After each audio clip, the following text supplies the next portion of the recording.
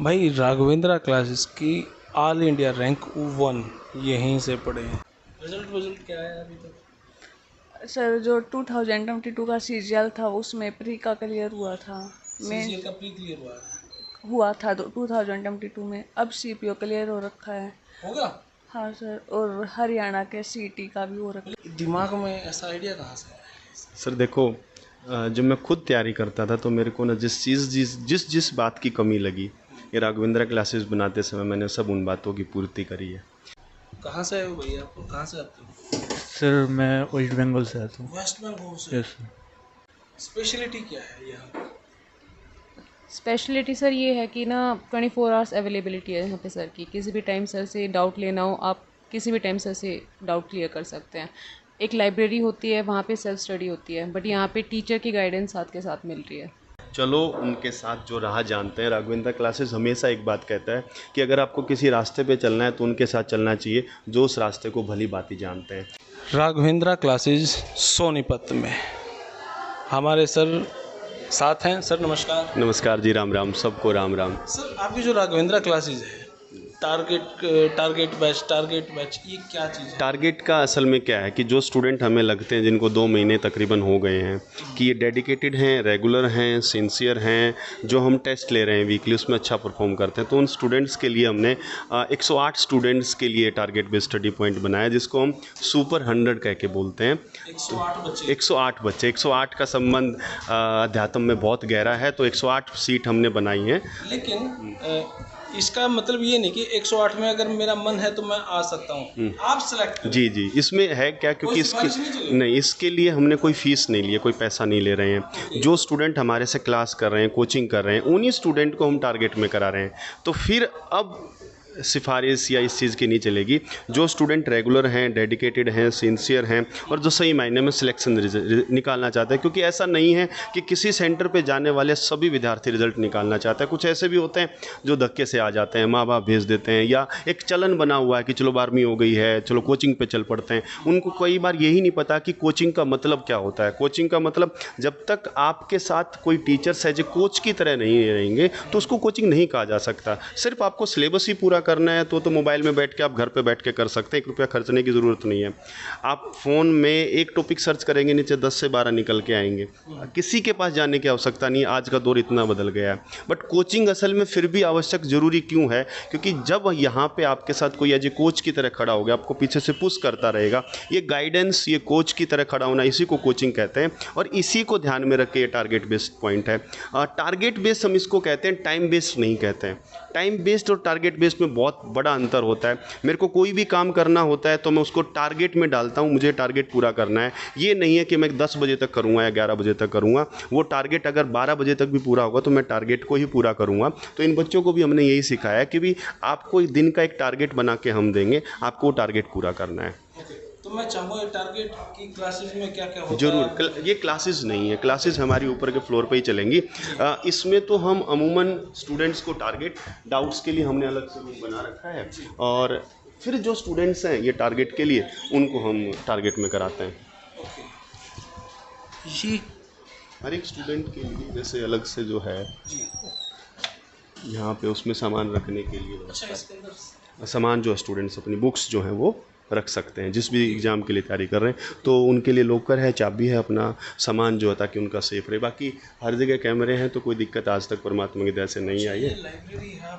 Library का नाम हम इसको नहीं देते, ये टारगेट बेस्ड स्टडी पॉइंट है, और ना लाइब्रेरी का हमने कहीं बोर्ड लगाया है, क्योंकि लाइब्रेरी का मकसद अलग होता है और टारगेट बेस्ड स्टडी पॉइंट का मकसद अलग होता है। अब इनको जो हमने काम दे रखा ना, ये वही काम अपना पूरा कर रहे हैं। कहाँ से आए हो भैया? आपको कहाँ से आते हो?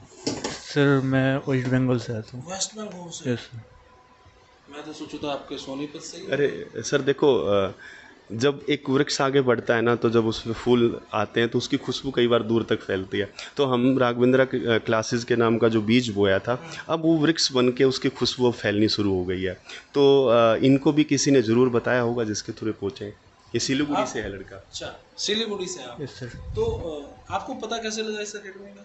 सर मेरा भैया Haryana Sonipat cyber crime branch पे है, यहीं पे जॉब करता है। ओके। तो मैंने मेरा भैया को बोला क्या, मैं तो कॉलेज अभी ग्रेजुएशन खत्म हुआ इस साल, तो भैया को बोला क्या तैयारी करना है, तो भैया बोला ठीक है, तो मैं यहाँ पे कोचिंग लेता हूँ। तो उसके बाद भैया ने यहाँ पे पता किया क्या गुरुकुल है, रहने का जगह भी है और कोचिंग भी अच्छा है, तो फिर यहाँ पे शिफ्ट डाउट हो वाउट गया। क्लियर होते हैं यहाँ पे? हाँ सर। कोई समस्या तो नहीं सर, कोई समस्या नहीं। यहीं पे रहते भी होगा? सर यहीं पे रहते हैं। ओके। ये विद्यार्थी जो यहीं पर रहता है।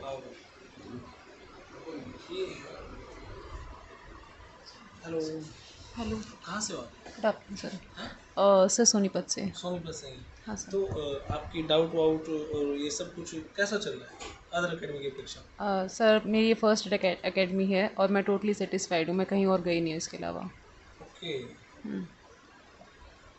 स्पेशलिटी क्या है यहाँ पे? स्पेशलिटी सर ये है कि ना 24 आवर्स अवेलेबिलिटी है यहाँ पे सर की, किसी भी टाइम सर से डाउट लेना हो आप किसी भी टाइम सर से डाउट क्लियर कर सकते हैं। एक लाइब्रेरी होती है, वहाँ पे सेल्फ स्टडी होती है, बट यहाँ पे टीचर की गाइडेंस साथ के साथ मिल रही है। तो कहीं और भी कभी कोचिंग ली है? नहीं, कहीं नहीं, पहली मुझे बार? जाने की ज़रूरत ही नहीं पड़ी। मुझे मैंने जिससे भी पूछा उन्होंने यही सजेस्ट किया है। Thank you sister, thank you. अब यहाँ पे कितने सारे बच्चे हैं। हेलो गुड़िया, हाउ आर यू? कहाँ से? सोनीपत से? विलेज रोड, रोहतक से? रोड गांव से। अच्छा अच्छा। कितने दिन से आप? सर मुझे 1 ईयर से अप्रोक्स ऊपर ज़्यादा हो गया है। पढ़ाई कैसी चल रही है? अच्छी चल रही है सर। सेटिस्फेक्शन है यहाँ? यस सर, बिल्कुल। रिजल्ट क्या है अभी तक? सर जो 2022 का सीजीएल था उसमें प्री का क्लियर हुआ था। सीजीएल का प्री क्लियर हुआ है? हुआ था 2022 में। अब सीपीओ क्लियर हो रखा है। होगा? हाँ सर, और हरियाणा के सीटी का भी हो रखा मुझे है। खुश होने की बात है ना, खुश दिखाई नहीं दी। Yes sir. चलो ठीक है। देखो भाई यहाँ पे ये छोटे छोटे स्टिकर और पढ़ाई, ये है लाइब्रेरी का। तो लाइब्रेरी बोलते नहीं है, तो लाइब्रेरी ये। हम थोड़ा सा और इधर आ जाएं, मैं आपको दिखाता हूँ। ओके, दिमाग में ऐसा आइडिया कहाँ से आया? सर देखो, जब मैं खुद तैयारी करता था तो मेरे को ना जिस बात की कमी लगी, ये राघवेंद्र क्लासेस बनाते समय मैंने सब उन बातों की पूर्ति करी है कि आपको एक टीचर की अवेलेबिलिटी चाहिए, ज़रूर चाहिए। अब मैं सवाल कर रहा हूँ, नहीं निकले तो कोई होना चाहिए जो मुझे बताए, तो उस चीज़ को मैंने पूरा किया। दूसरा, मैं पढ़ूं तो मुझे एक शांत एनवायरनमेंट चाहिए, ऐसा एनवायरनमेंट जिसमें मैं रिज़ल्ट निकाल सकूं। तो जो मुझे चाहिए था मैंने सिर्फ वही प्रोवाइड करने की कोशिश करी है। तो ये विचार मैं कह सकता हूं, जब मैं तैयारी कर रहा था जो मुझे कमियां लगी एज ए स्टूडेंट की ये हो अगर, तो मैं रिज़ल्ट और भी स्पीड से निकाल सकता हूँ। तो वही चीज़ मैंने करी और जिसके कारण मैं कह सकता हूँ कि हाँ बस। भाई राघवेंद्र क्लासेस की ऑल इंडिया रैंक 1 यहीं से पढ़े हैं। ये देखो भाई,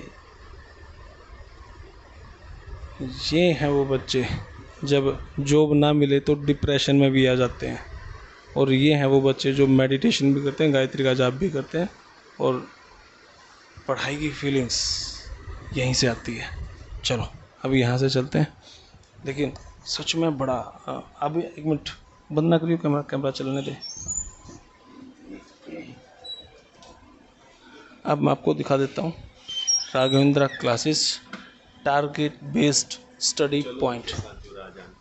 एक ये टैगलाइन मैं अपने साथ शुरू दिन से लेके चलता हूँ, चलो उनके साथ जो राह जानते हैं। राघवेंद्र क्लासेस हमेशा एक बात कहता है कि अगर आपको किसी रास्ते पे चलना है तो उनके साथ चलना चाहिए जो उस रास्ते को भली भांति जानते हैं, जो जानते हैं कि इस रास्ते में क्या कठिनाई आएंगी और कैसे आप मंजिल तक पहुँच सकते हैं।